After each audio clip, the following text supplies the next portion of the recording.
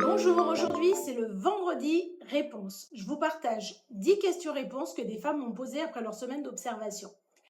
Ça va t'aider à mieux comprendre sans te juger quelle mangeuse tu es. Première question, est-ce que c'est grave si j'ai réalisé que je mange presque tout le temps sans vraiment avoir faim? La réponse, c'est non, ce n'est pas grave. C'est même une super info que tu viens de remarquer, que tu manges parfois sans avoir faim pour de vrai. Mais il y a quand même une logique. Tu peux manger parce que c'est l'heure, parce que tu en as l'habitude, parce que les autres autour mangent aussi. Ton cerveau fait souvent comme les autres sans que tu t'en rendes compte. On appelle ça les neurones miroirs. Et puis parfois, tu manges juste parce que ton corps est actif. Tu cuisines, tu bouges, tu discutes. Ça déclenche une envie de manger. Ce n'est pas une erreur, c'est juste un réflexe que tu remarques. Et ça, c'est déjà le début du changement. Deuxième question. Je culpabilise dès que je mange quelque chose de sucré. Est-ce que ça veut dire que je suis une mangeuse bec sucré? La réponse, pas forcément. Aimer le sucré, c'est humain. D'ailleurs, le lait qu'on boit à la naissance est sucré. Donc notre cerveau l'associe à du réconfort. Mais parfois, tu prends du sucré juste par habitude. Un dessert après le repas, un carré de chocolat avec le café. Et parfois aussi, ton corps s'est tellement habitué au goût sucré que tu as besoin d'une dose plus forte pour ressentir quelque chose. Donc ce n'est pas grave. Ce qui compte, c'est de comprendre pourquoi tu en as envie. Et ensuite, tu pourras trouver d'autres façons de te faire du bien. Question 3. J'ai remarqué que je grignote, surtout quand je suis seule ou que je m'ennuie. C'est forcément émotionnel? La réponse, pas toujours. Oui, ça peut être pour calmer une émotion. Mais parfois, c'est juste que ton cerveau s'ennuie et cherche à s'occuper. Manger, ça bouge, ça a du goût, ça occupe. Parfois aussi, tu as vu des scènes à la télé ou sur l'ordi où quelqu'un mange. Alors ton cerveau a associé les deux. Il répète ce qu'il a vu. Ce n'est pas un problème, c'est un automatisme. Et maintenant que tu le vois, tu peux décider de changer ce réflexe. Question 4. Pendant cette semaine d'observation, j'ai eu l'impression d'être un peu toutes les mangeuses à la fois. C'est normal ou je suis juste perdue? La réponse, c'est totalement normal. Et même c'est bon signe. Tu n'es pas une seule chose, tu n'es pas qu'une mangeuse. Tu changes selon ton humeur, ton énergie, les moments de la journée, ton rythme de vie. Quand tu es fatigué, tu peux avoir envie de salé. Quand tu es triste, tu peux chercher du réconfort avec le sucré. Quand tu es stressé, tu veux grignoter sans y penser. Ce que tu observes, ce sont des réactions qui bougent. Et c'est très bien. Parce que si ça bouge, alors tu peux apprendre à les transformer. Question 5. J'ai essayé de noter mes émotions après chaque repas, mais souvent je ressens rien. Est-ce que je fais mal l'exercice? Non. Non, pas du tout. Parfois, ton corps met des émotions de côté pour que tu puisses avancer. C'est comme s'il les mettait en mode silencieux. Et puis, on ne t'a peut-être jamais appris à mettre des mots sur ce que tu ressens.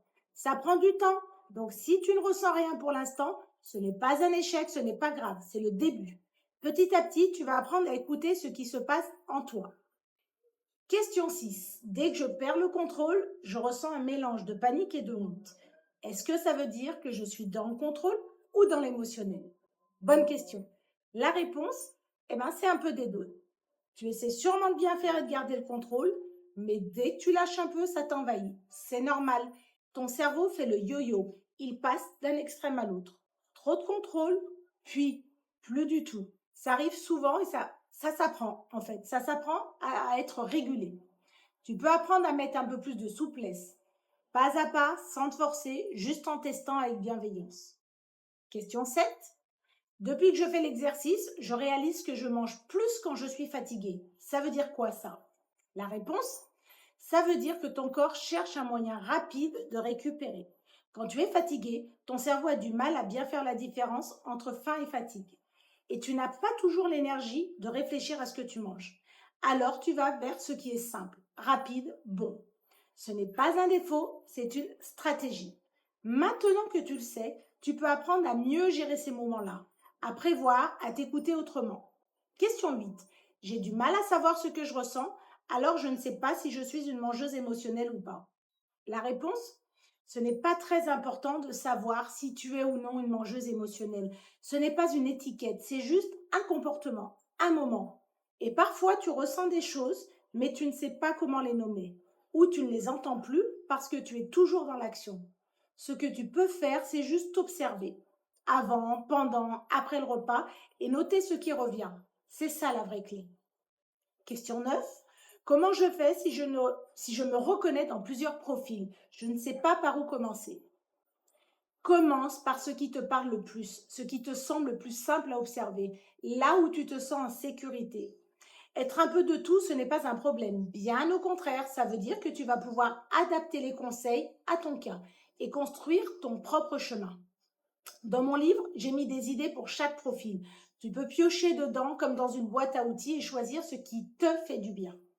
Dernière question, j'ai peur de m'enfermer dans un profil. J'ai déjà assez d'étiquettes comme ça. Est-ce qu'on peut en sortir vraiment? Eh bien oui, bien sûr, les profils, ce ne sont que des cases. Ce sont des repères pour t'aider à mieux comprendre. Tu peux passer de l'un à l'autre, tu peux en avoir plusieurs, tu peux changer, tu peux les dépasser surtout. Parce qu'un comportement, ça se change. Ce n'est pas qui tu es, c'est juste une façon de réagir à un moment. Et si tu es là, c'est que tu es déjà en train d'en sortir. Donc, bouge à ton rythme. En conclusion, observer, ce n'est pas se juger, c'est apprendre à se connaître. Donc, avec ces 6 profils, je t'explique comment je peux t'aider à mieux comprendre ton comportement, à trouver ton alimentation, celle qui te correspond. Je suis Soane, psychologue nutritionniste, et je t'aide à voir ton alimentation autrement. Tu peux t'abonner pour ne rien rater et partager cette vidéo si tu penses qu'elle peut aider quelqu'un que tu aimes. Parce que plus on comprend, moins on se juge et plus on avance ensemble.